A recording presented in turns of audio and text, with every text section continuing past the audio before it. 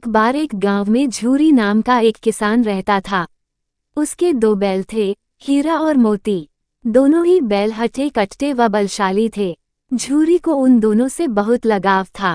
दोनों बैल भी झूरी को बहुत पसंद करते थे।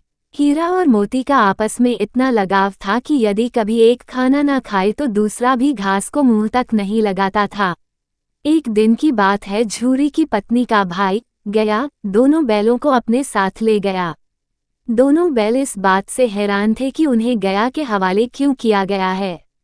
शाम होने तक दोनों नए घर व नए लोगों के बीच में थे, लेकिन उन्हें वहां सब बेगाना लग रहा था।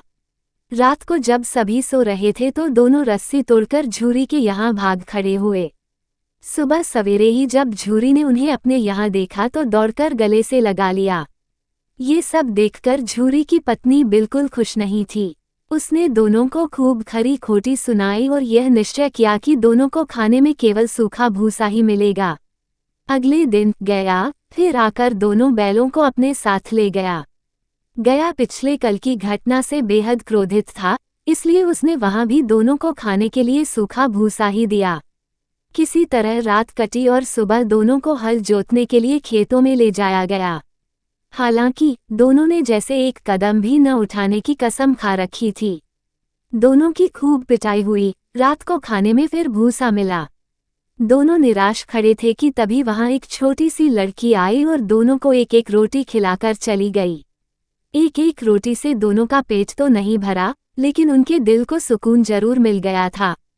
पता चला कि उस लड़की की सगी माँ के मरने के बाद वह सौतेली माँ के पास रहती थी। उसकी सौतेली माँ उसे मारती रहती थी। शायद यही वजह थी कि उसे बैलों के लिए अपनापन था। दोनों उस छोटी लड़की के बारे में सोचकर चुपचाप अपना समय बिताने लगे। एक रात दोनों ने सलाह करी कि वे दोनों गले में बंधी रस्सी को चबा चबा कर तोड़ देंगे और वहां से भाग जाएंगे। उसी रात जब वे रस्सी को तोड़ने की कोशिश कर रहे थे तो वही छोटी लड़की वहां आई और उसने दोनों को रस्सी से आज़ाद कर दिया। दोनों ने छोटी लड़की से विदा ली और दौड़ने लगे। इतने में गया को इसकी खबर लगी और वह अपने आदमियों के साथ उन दोनों के पीछे दौड़ पड़ा। हीरा और मोती इतना तेज भागे कि उन्हें अपने घर का रास्ता भी याद न रहा। वे रास्ता भटक गए थे।